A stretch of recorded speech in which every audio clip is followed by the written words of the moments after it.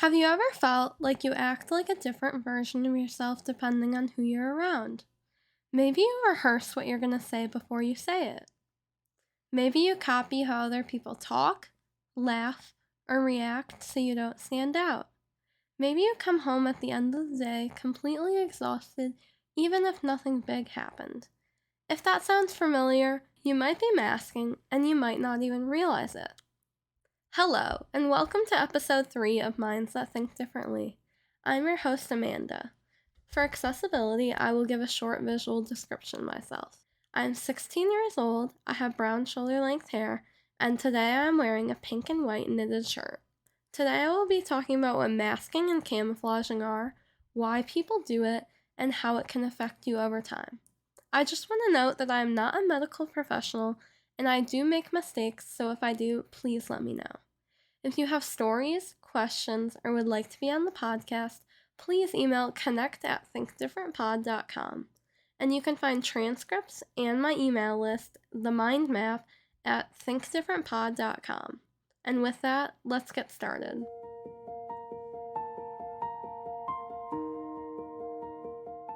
Before we get into the main topic, I want to start with the mailbox segment. This is where I answer a commonly asked question. Today's question is it normal to feel like I'm a completely different person depending on who I'm around? For a lot of neurodivergent people, that can actually be a sign of masking. You may be adjusting how you act, what you say, or even how you express yourself depending on the situation or the people around you. And over time, that can make it really hard to tell which version of you feels the most real. So in today's episode, we're going to talk about what masking is, what camouflaging is, and why so many people experience these things. Masking is something I've talked about in previous episodes, but this topic is so much bigger than it seems, so I want to make sure to define it clearly.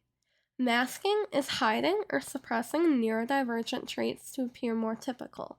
Masking can look like copying other people's tones or facial expressions, pushing through sensory pain and acting fine, suppressing stimming or fidgeting, or pretending you understand even when you don't.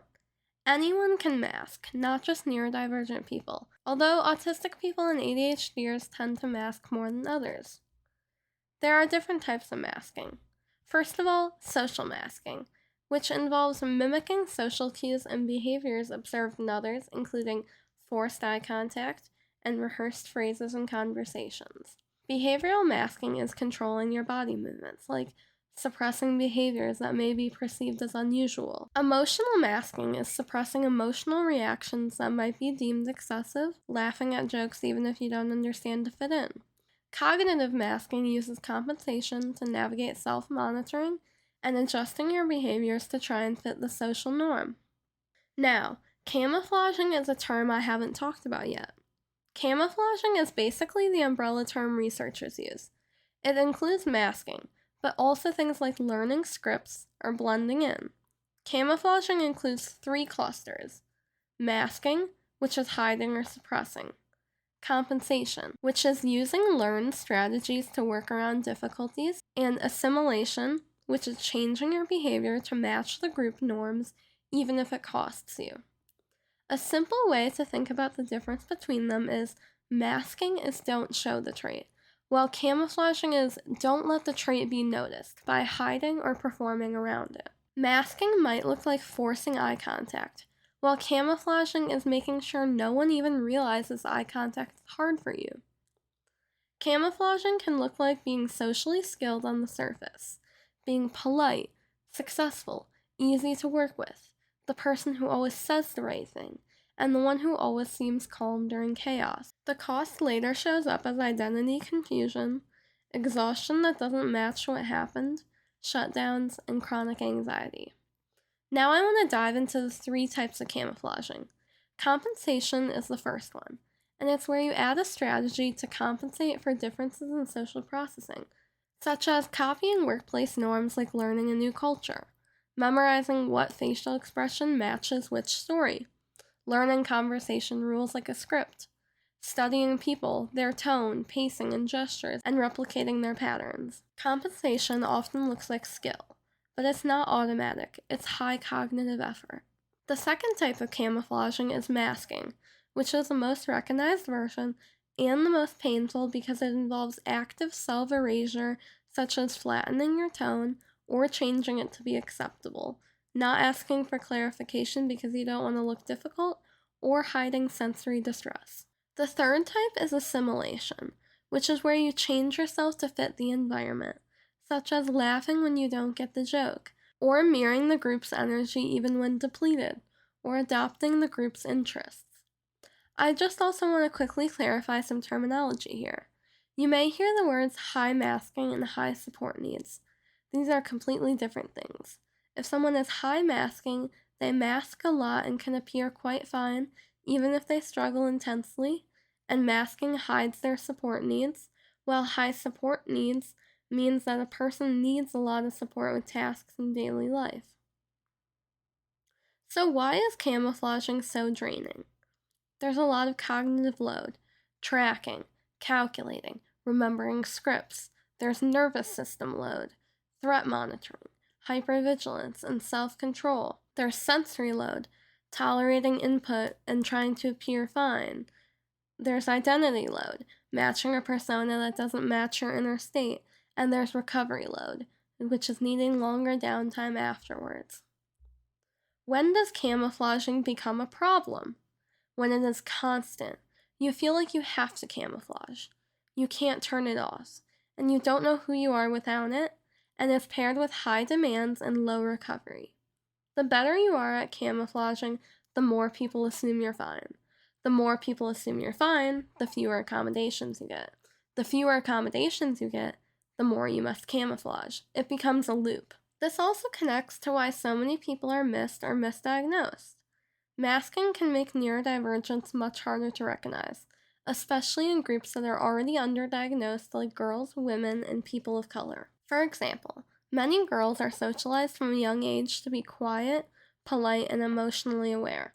So instead of externalizing traits, they may internalize them. They might mask more, copy others, or push themselves to meet expectations, which can make their struggles less visible. Historically, boys were diagnosed with autism at a 4-to-1 ratio to girls.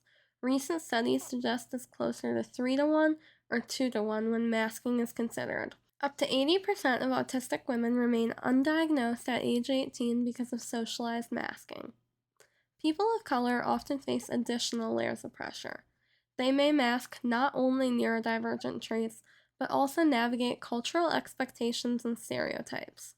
This can make it even harder to be recognized, supported, or taken seriously. Because of this, many people don't get diagnosed until later in life or at all. Instead, they might be misdiagnosed with anxiety, depression, or other conditions without the root cause being fully understood. And that can be incredibly invalidating because you're experiencing real challenges but not being given the language or support to understand why. This is why awareness matters so much. The more we understand masking, the more we can start to recognize neurodivergence in people who don't fit the stereotypes. Black and Hispanic children are often diagnosed 1.5 to 2 years later than white children, even when they show the same traits. Now I want to talk about how to know if you are camouflaging or masking. Start to notice patterns within yourself. Do you feel you switch modes at work meetings, family gatherings, public spaces, social events, dating? What do you do when you switch modes? Do you mirror others, rehearse lines, force your energy? What happens afterwards? Insomnia, shutdown, brain fog, irritability?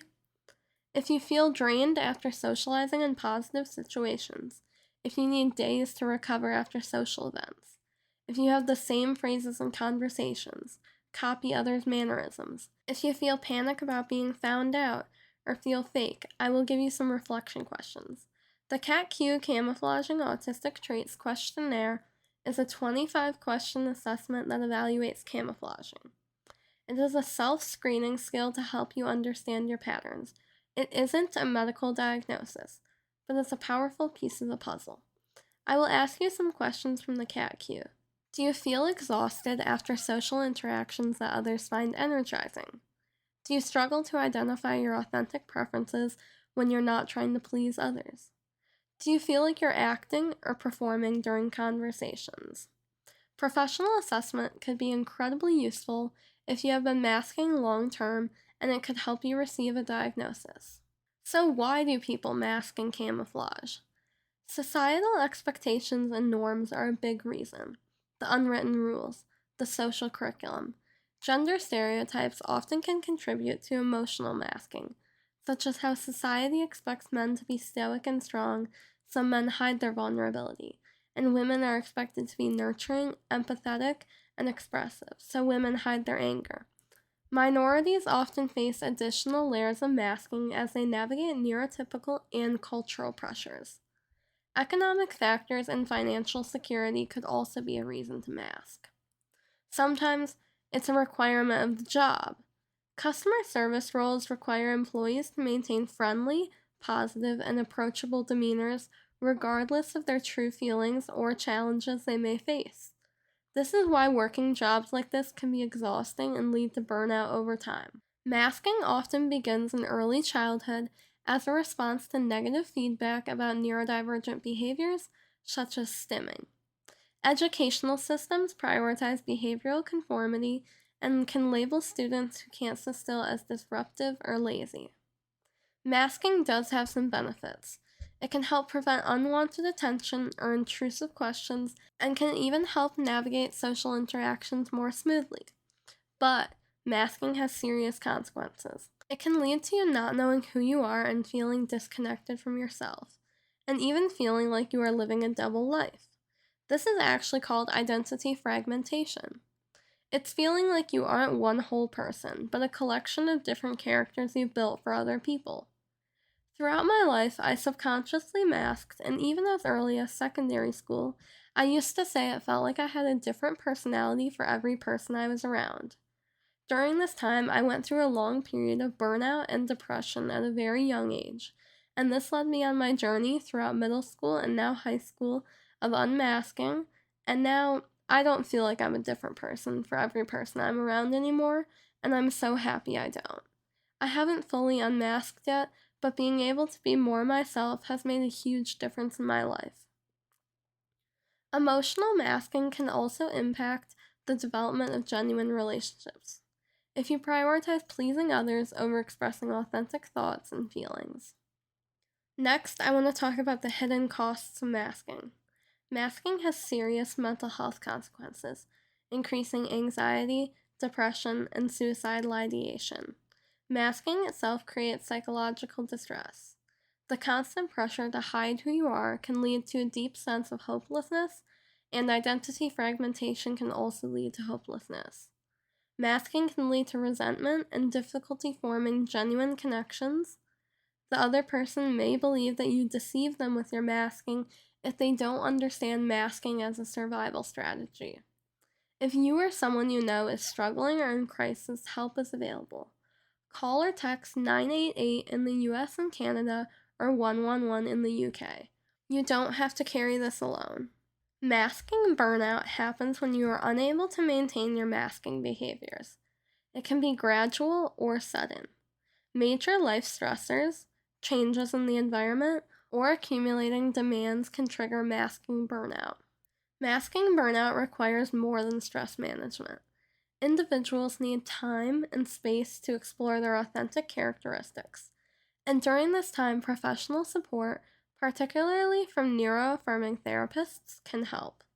When burnout coincides with anxiety, depression, or other mental health challenges, seeking professional help can be necessary.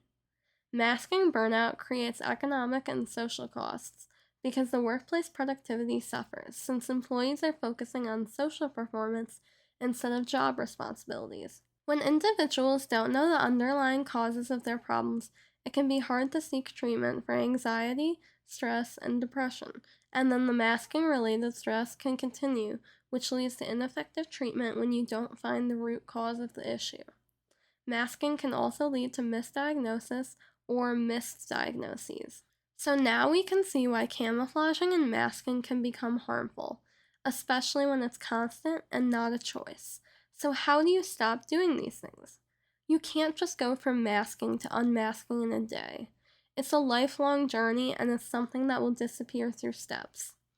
Start by finding a place you can unmask, whether that's home, with a friend, online, or with a therapist. Unmask slowly. Allow one stim. Ask one clarifying question. Leave 20 minutes earlier. Intentionally disclose. I need a moment to think before answering, or I would prefer to follow up with email. Gradually increase your unmasking as you become more comfortable, and remember to practice self-compassion and seek support. For me, I really started to unmask when I got confident enough to share my diagnoses with my friends. Disclosing my diagnoses did lead to me losing a few friends, but it also allowed me to find out that some of my other friends were neurodivergent themselves, and at the moment I have a mostly neurodivergent friend group.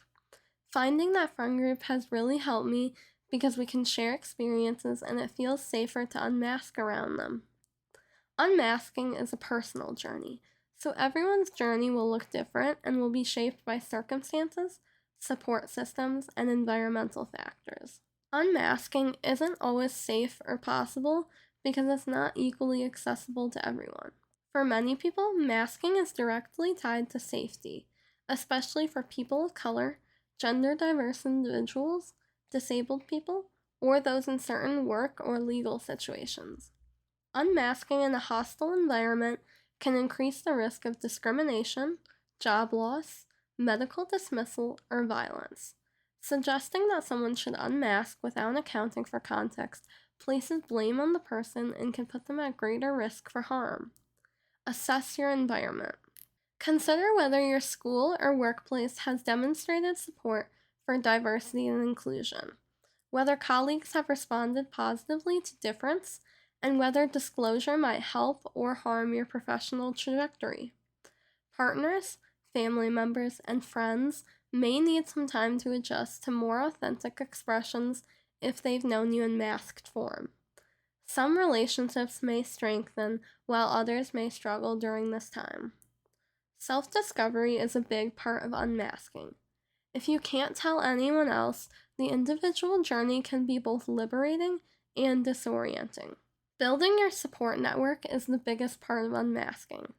When unmasking feels unsafe, developing conscious choice about when to mask versus when to express authentically shows progress from automatic suppression. Partial unmasking allows some authentic expression while maintaining necessary protections. Prioritize your safety first, always. I want to acknowledge a feeling that comes up a lot when people start this journey: grief. You might feel sad for the younger version of yourself who tried so hard to fit in. You might feel angry that you had to hide. That's okay. Relief and grief usually travel together in the unmasking process. Now that we've looked at the why for masking, let's look at the where, starting with the workplace. Workplace masking often requires you to maintain a work persona that doesn't resemble your authentic self, avoiding disclosure of neurodivergent status and hiding the use of accommodations. Unmasking in the workplace is a higher risk because there are career and financial implications. You might have to evaluate potential benefits and risks, but it could also get you access to accommodations and the ability to contribute to workplace diversity initiatives. Discrimination is also a risk, and social isolation from colleagues. Quiet unmasking is an option. You don't need to disclose your diagnosis to start stimming more or take more breaks. In family settings, masking can show up as suppressing meltdowns or shutdowns and people-pleasing to maintain family harmony. In relationships, when individuals mask in romantic relationships, it can create challenges for long-term relationship stability and emotional intimacy. Unmasking in a relationship could start by expressing genuine preferences, sharing special interests, communicating needs directly, and setting boundaries. In educational settings, unmasking often requires student self-advocacy, understanding the available accommodations and how to request them, and developing communication strategies with teachers. You may or may not be able to get accommodations. In my case, I was rejected from getting an IEP or a 504 because I don't struggle academically. I love learning and do very well in school, but that means that my school doesn't think I have any issues. And I struggle to access support since I'm a 4.0 student. They think there's nothing they can do for me. There's actually a term for this if you are like me. It's called twice exceptional or 2E. It means that you're academically gifted but also have a disability. The problem is the gifted part often masks the disability part. So schools think you're fine while you're actually drowning in sensory or executive function issues. Next, I want to talk about the intersectionalities of masking, which I touched on a little bit, but let's go more in depth. The term intersectionality was coined by Kimberly Crenshaw in 1990 to describe the intersectional types of discrimination. To ignore how identities intersect is to ignore a unique, distinct form of discrimination. There is no unmasking without intersectionality. It matters whether you grew up safe, housed, and protected. It matters if you were believed when you said something was hard. It matters if you were allowed to be different without being punished, institutionalized, or cast out. Unmasking isn't about proving anything, and it's not about earning a label. You don't need a formal diagnosis to unmask, because diagnosis, like therapy, is a privilege. None of us are free until all of us are free. When we talk about reclaiming our identity, our needs, and our truths, we can do so in a way that honors those who have faced struggles many may never see. I want you to take a moment and think, how can I help create a space where everyone needing support to unmask feels safe, seen, and valued, and where that sense of connection can benefit us all? Black children, particularly girls, face disparities in diagnosis and support. There are commonalities across minority identities. Microaggressions are a shared experience, and they can compound. An autistic Black man might not have the safety to unmask in public. His autistic behaviors might be interpreted as aggression instead of distress, and the consequences could be life-threatening. We need more representation, more intersectional representations to break this gap.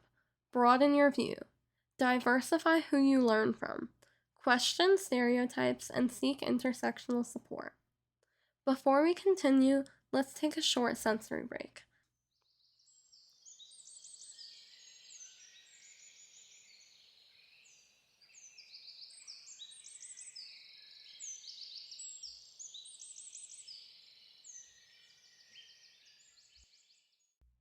Now I want to talk about healthy, harmful, and necessary masking.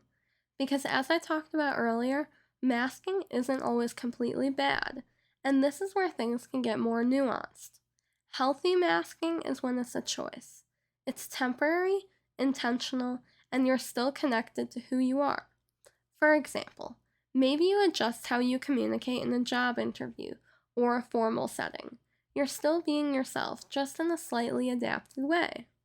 Necessary masking is when it's about safety or survival.